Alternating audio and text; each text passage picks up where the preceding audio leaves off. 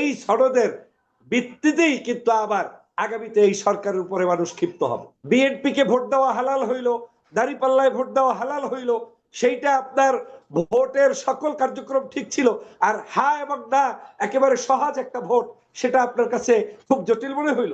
আর এটা জয়যুক্ত হওয়ার পরে আপনি এই প্রশ্ন কেন তুলছেন? আপনি যখন রাষ্ট্র ক্ষমতায় এসেছেন কত পার্সেন্ট ভোটের ভিত্তিতে এসেছেন?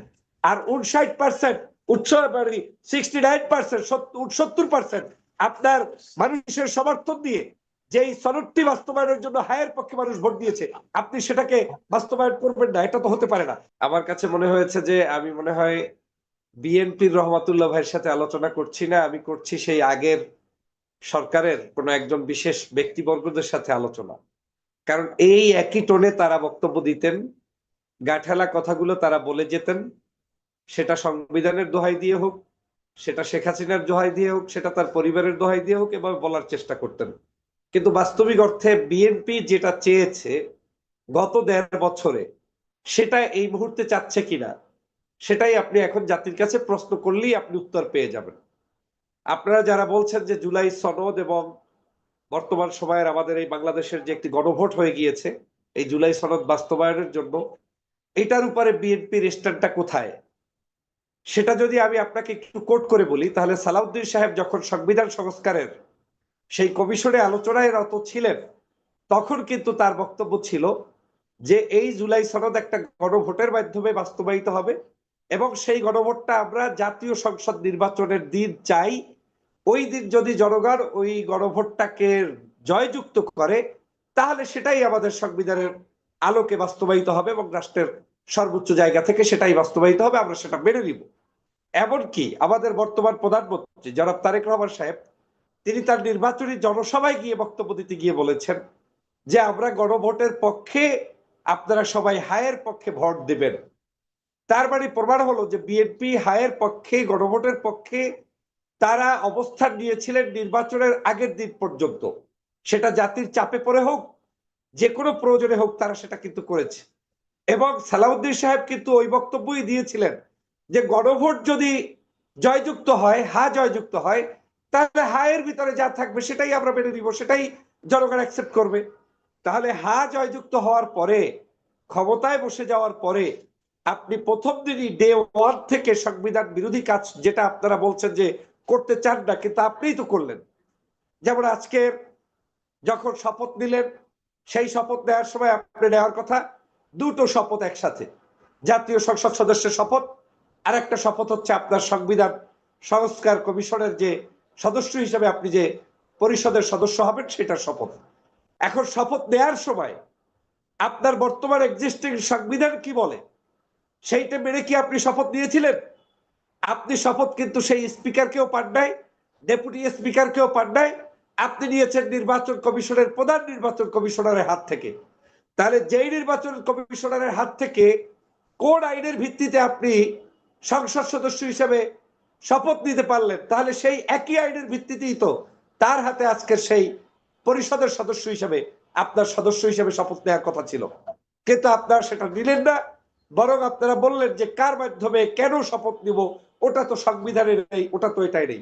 তাহলে ওটা যদি সংবিধানে না থাকে, তাহলে আজকের যে নির্বাচনটা হয়েছে এই নির্বাচনটা তো 2029 সালে হওয়ার কথা। আপনি সেই 29 সালের নির্বাচনটা 26 সালে হয়ে গেল কোত্থেকে? যদি আমি ওই সংবিধানটাকেই ফলো করি, তাহলে তো আজকের existing prime minister Sheikh Hasina, তাকেই আপনাকে মেনে নিতে হচ্ছে। তাহলে আমরা যাদেরকে মেনে নিয়ে প্রধানমন্ত্রী এবং বিরোধী দলীয় নেতা মানছি সংসদে, তাহলে তারা কোন জায়গা থেকে দায়িত্ব পালন করছে? বিষয়টা হচ্ছে সংবিধান না, সংস্কার। বিএনপি এগুলি মানবে না তো বলেনি। বিএনপি বলেছে যে আমরা সংবিধান অনুযায়ী পার্লামেন্টে গিয়ে প্রতিটি অক্ষরে অক্ষরে আমরা প্রতিপালন করব 24-এর যে আপনি তো কমিশন প্রথমেই বলতে রয়েছে। হবে, হ্যাঁ, আপনাকে তো প্রথমেই বুঝতে হবে যে সংবিধান অনুযায়ী আপনি যদি শপথ নিয়ে থাকেন হ্যাঁ, তাহলে হবে এক ধরনের বক্তব্য। আর আপনি যদি জুলাই সনদ এবং জাতির ক্রাইসিসে বিশেষ একটি মাধ্যমে শপথ নিয়ে নির্বাচন করে এই জায়গায় চলে আসেন, তাহলে আপনার কার্যক্রম হবে একরকম। আপনি ডক্টর মোহাম্মদ ইউনূস সাহেবের সাথে মিটিং করে, ডেট ঠিক করে, তারিখ ঠিক করে নির্বাচন করতে পেরেছেন, সেখানে আপনি লন্ডনে বসে তার সাথে বিশেষ বৈঠক করতে পেরেছেন, সেটা আপনার জন্য হালাল। বাংলাদেশে আসার পরে ঈদ সেলিব্রেশন করতে পারছেন, সেটা আপনার জন্য হালাল। আর হারাম হচ্ছে আপনার নির্বাচন প্রভাবিত জামাত ইসলাম করেছে, এই যে একটু আগে বলে গিয়েছেন যে 1.5 বছর পর্যন্ত জামাত এই দেশটাকে চালিয়েছে। যদি তাই হয় তাহলে তো জামাতকেই আজকের ক্ষমতায় আসার কথা। তাহলে তো মানুষ বলতো না যে ডিপ স্টেট বলতে কোনো বিষয় আছে। তাহলে তো জনগণ বলতো না যে ওই কয়েকদিন আগে একজন উপদেষ্টা বলেছিলেন না যে আমরা তাদেরকে আসতে দেইনি, বসতে দেইনি। তাই এই যে বিশেষ একটি পদ্ধতি তারা অবলম্বন করে বসতে দেয়নি, সেটাই হচ্ছে আজকের মূলত সংবিধান বিরোধী কাজ, জনতার আচরণের বিরুদ্ধাচরণ কাজ। আপনি দেখেন বাংলাদেশের এই জুলাই সনদটাকে যারা এখন ইগনোর করার চেষ্টা করছে, তারা বাংলাদেশের 24-এর গণ অভ্যুত্থানের মূল স্পিরিটটাকে ইগনোর করার চেষ্টা করছে। মূল স্পিরিটটা কি আসলে? এই যে একটু আগে কথা হয়েছিল দেশনেত্রী বেগম খালেদা জিয়া, তিনি চূড়ান্ত সত্য কথা বলেছিলেন যে শেখ হাসিনার লেখা, মানে শেখ হাসিনার সংবিধান ছুঁড়ে ফেলতে হবে। তার মানে বাংলাদেশে শেখ হাসিনার সংবিধানটাই তো এখন পর্যন্ত চলমান। এটার উপরে তিনি রেগে ক্ষোভে গিয়ে বলেছিলেন। এখন ওইটার কত নম্বর অধ্যাদেশ, কত নম্বর তালিকা, কত নম্বর পৃষ্ঠা তিনি ছিঁড়ে ফেলে দিবেন, সেটা হচ্ছে বসে তারপরে তিনি বলবেন। কিন্তু আমি যে বিষয়টা নিয়ে বলতে চাই প্রিয় ভাই, সেটা হচ্ছে যে আজকের আমাদের এখন এই বাংলাদেশের জুলাই সনদকে মেনে নেওয়ার মধ্য দিয়েই বিএনপি, জামাত, এনসিপি এবং এই বাংলাদেশের দেশপ্রেমিক রাজনৈতিক দল এখন যারা আছে তাদের রাজনীতিকে টিকিয়ে রাখতে হবে। যদি সেটা না হয় তাহলে ফ্যাসিবাদের নতুন করে আখড়া বাংলাদেশে আবার জন্ম হবে এবং সেটার দ্বারা কিন্তু ক্ষতিগ্রস্ত হবে আজকের আমাদের, আপনাদের মতো, আবু নাসের ভাইদের মতো কিন্তু মানুষ, জামাতে আমাদের মতো ইসলাম বা মানুষ। এনসিপি যে জুলাইকে পুঁজি করে যেভাবে জুলাইয়ের চেতনাকে বিক্রি করে যেভাবে দেশকে করায়ত্ত করবার চেষ্টা করছে সেটিরও সমালোচনা করেছেন বিএনপি। বিএনপি সেটি করতে চায় না, জুলাই সকলের। তারা বিক্রি করে কি কি করেছে বলেন? যেমন জুলাই সনদকে বিক্রি করে জামাত ইসলাম কি করেছে? অসাংবিধানিক ভাবে 10 কাঠা জমি কিনেছে, 20 তলা বিল্ডিং করেছে, ওই মানে আপনার কি বলে সংসদ ভবন দখল দিয়েছে। কি করেছে? একটা এভিডেন্স আপনাকে দেখতে হবে। একটা হচ্ছে চেতনা, চেতনা, চেতনা। কিন্তু এখন চেতনা বলতে আপনারা তো আর কোনো সমালোচনা পাচ্ছেন না, শুধু জুলাই সনদকে সামনে এনে আপনাদের আর কোনো সমালোচনা করবার তো তেমন কোনো রাজনৈতিক উপাদান পাচ্ছেন না, তাই বলে এটাকে ধরেই আপনারা শুধু সমালোচনার জন্য সমালোচনা করছেন, এটা কেন নিয়ে বলতে কেন উপাদান পাচ্ছে না? গত 16 বছরের ফ্যাসিস্টের সকল উপাদানগুলো নষ্ট করার জন্যই তো জুলাই সনদ। 18 মাস পর্যন্ত আপনি এটাকে নিয়ে কোটি কোটি টাকা নষ্ট করে এই বৈঠকটা করলেন কেন? এই বৈঠকটা তো একক কোনো রাজনৈতিক দলের হয়নি। এখানে বৈঠক হয়েছে বিএনপির ছিল, জামাতের ছিল, এনসিপির ছিল, বামপন্থী ছিল, ডানপন্থী ছিল, বাংলাদেশের অলমোস্ট সকল পার্টির তারা সদস্যরা সেখানে উপস্থিত হ্যাঁ, কিন্তু ছিলেন। সেটা তো এই ব্যর্থতা যদি হয়ে থাকে তাহলে এটা ইন্টারিম সরকারের ব্যর্থতা যে তারা এটাকে মানাতে সক্ষম হয়নি বিএনপিকে। আপনারা কেন এই দায়িত্ব নিচ্ছেন, জামাত ইসলাম কেন এই আপনি দায়িত্ব যদি নিচ্ছে? শুধু আপনি এই তো দায়িত্ব সেটা তো না, বিএনপি নেওয়ার কথা আপনি ছিল, আপনি বিএনপিও তো এই আপনি আন্দোলনের যদি অংশীদার ছিল। সাগর ভাই, আপনি যদি এখানে জুলাই সনদের এই যে শপথ অনুষ্ঠানটাকেও বিএনপি বলছে যে আজকে যারা এই যে সংস্কার পরিষদের সদস্য হিসেবে শপথ নিয়েছেন তারা অবৈধ, যদি তাই হয় তাহলে তাকে শপথ যারা পড়িয়েছেন তিনি তো অবৈধ, যেমন প্রধান নির্বাচন কমিশনার। আবার ওই যে শপথ বাক্যটা ফটোকপি করে আপনার সংসদের ওই প্লাজায় নিয়ে এসেছে, সেটা যে নিয়ে এসেছে তারা অবৈধ। আর এই অবৈধ ব্যক্তির কাছ থেকে বিএনপি শপথ পড়েছে, তাহলে সেও অবৈধ। এখন আপনি তো এটাকে লেজিকুমুরে অবস্থা করে ফেলতেছেন। জামাত ইসলাম, এনসিপি সহ যারা আছে তারা তো এই কথাটাই বলে দিচ্ছে যে আপনি সিম্পলি যেটার উপর ভিত্তি করে আজকের আমরা এই রাষ্ট্র ক্ষমতায় এসেছি কিংবা বিরোধী দলে বসেছি, ওইটাকে স্বীকৃতি দিয়ে রাষ্ট্র পরিচালনা করলে বিএনপি এবং অন্যান্য সকল রাজনৈতিক দলের জন্য সেফ।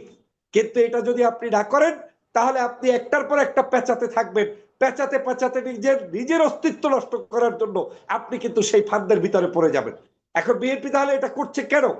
এটা আপনাকে জানতে হবে এবং তাদেরকে জিজ্ঞেস করতে হবে। আমার কাছে মনে হচ্ছে তারা যখন মনে করেছে যে রাষ্ট্র ক্ষমতায় তো চলে আসা গিয়েছে, তাহলে এখন এই রাষ্ট্র ক্ষমতা দীর্ঘায়ু করার জন্য এই ধরনের কার্যক্রম যেগুলো আমরা জুলাই সনদের মধ্যে আনতে চেয়েছিলাম ওইটা বাস্তবায়ন হয়ে গেলে আবার কিন্তু সেইটা দীর্ঘমেয়াদী পরিকল্পনায় থাকা অসম্ভব হয়ে যাবে। এটা একটা দুর্বল পয়েন্ট থাকতে পারে, অথবা আদতে নাও থাকতে পারে, দেশি বিদেশি ষড়যন্ত্র থাকতে পারে, আদতে নাও থাকতে পারে, এটা তাদেরকেই বলতে হবে। কিন্তু জুলাই সনদের বাহিরে এখন যদি জুলাইকে আপনি বলেন যে চেতনা, চেতনা, চেতনা, তাহলে কোন চেতনার ভিত্তি করে আপনি লন্ডন থেকে আমরা বাংলাদেশে জনাব তারেক রহমান সাহেবকে নিয়ে এসেছি? কোন চেতনার ভিত্তিতে আমি নিজে এফেক্টেড ছিলাম, যখন বিএনপি করেছি তখন বিদেশে বসে টকশো করেছি, কথা বলেছি, একই সুরে কথা বলেছি, সেখান থেকে দেশে এসে স্বাধীনভাবে কথা বলতে পারছি। এই চেতনাটা তো আবার এই জুলাই চেতনা, এই জুলাই তো আমাকে আজকের এই জায়গায় নিয়ে এসেছে। এখন সেটাকে তো বাদ দেওয়ার কিছু নেই সাগর ভাই। সে কারণে বলছি যে আজকের এই জুলাই চেতনা কেউ বিক্রি করছে না। হ্যাঁ, যদি কেউ বিক্রি করে, যেমন জুলাই চেতনা বলে কেউ যদি চাঁদাবাজি করে, জুলাই চেতনা বিক্রি করে কেউ যদি জমি দখল করে, কারো বাড়ি ঘরে হামলা করে, সেই চেতনা আপনি বন্ধ করবেন। যেটা বিএনপির অনেক লোকেরা নির্বাচনের আগে এবং পরে বিভিন্ন জায়গায় মানুষের উপর আক্রমণ করেছে, কিংবা জমি দখল করেছে, কিংবা বাড়ি দখল করেছে, যেটা অ্যাপ্রুভ বাই বিএনপির অনেক নেতাকর্মীদেরকে শায়েস্তা দেওয়ার মাধ্যমে, তাদেরকে বহিষ্কারের মাধ্যমে প্রমাণিত হয়েছে যে তারা এটা করেছে। তার মানে হচ্ছে তাদেরকে আপনি আওতায় আনতে পারেন, বিচার করতে পারেন। একই উপায়ে আপনি সেই বিচারটা করতে পারেন অন্য কোনো জুলাই বিকৃতকারী ব্যক্তিদেরকেও। কিন্তু যারা সত্যিকার জুলাইটাকে এস্টাবলিশ করতে চায়, জুলাইয়ের চেতনাটা কি আসলে, সেই জিনিসটা যদি জাতির কাছে আপনি ক্লিয়ার না করেন, তাহলে তো হবে না। এখন আমরা এই আগের যুগের সেই বিচার ব্যবস্থার থেকে আরেকটা বিষয় আমরা শেষ করতে হবে আপনার এখানে 1 থেকে 2 মিনিটের মধ্যে। আরেকটা বিষয় হলো জুলাই যে সনদের কথা বলছেন, সেটি দেখা গেছে যে কাউকে না বুঝিয়ে, সাধারণ মানুষকে ঠিকমতো না বুঝিয়েই এটির ব্যাপারে ভোট নেওয়া হয়েছে এবং এটি সমর্থন আদায় করা হয়েছে। বিএনপি বলছে যে এটি অনেকেই বোঝে না। আপনাদের জামায়াত ইসলাম যদিও বলে যে এটা সবাই বোঝে, শুধু বিএনপি বোঝে না। এই বুঝের ক্ষেত্রে কি আপনি মনে করেন এত সহজ ছিল, বা সবাই কি আসলে বুঝে শুনে এই ভোটটা দিয়েছে? সর্বোচ্চ বুঝানোর জন্য যা যা দরকার গভর্নমেন্ট সেটা করেছে, আমি দেখেছি। বিরোধী দলের পক্ষ থেকে জামাত ইসলাম সহ অন্যান্য নেতৃবৃন্দ করেছে। ভোট দেওয়ার মিনিমাম 2 মাস আগে এই জুলাইয়ের উপরে ভিত্তি করে যে 5টা কোশ্চেন সেটা ওখানে সাবমিট করে দেওয়া হয়েছে। আগেই জনগণ জানে যে কির উপর ভিত্তি করে তিনি হ্যাঁ এবং না এর উপরে ভোট দিবেন। এখানে তো মানুষের না বোঝার কিছু নাই। মানুষ কেউ কিছু না বুঝলেও এতটুকু বুঝেছে যে বিদ্যমান আইনে যে জুলুম, অত্যাচার, নির্যাতন, এখান থেকে বাঁচতে হলে জনতার ক্ষমতায়নের জন্য হায়ের পক্ষে ভোট দিতে হবে। তো আপনি বিএনপি কে ভোট দেওয়া হালাল হইল, দাঁড়িপাল্লায় ভোট দেওয়া হালাল হইল, সেইটা আপনার ভোটের সকল কার্যক্রম ঠিক ছিল। আর হ্যাঁ এবং না একেবারে সহজ একটা ভোট, সেটা আপনার কাছে খুব জটিল মনে হইল।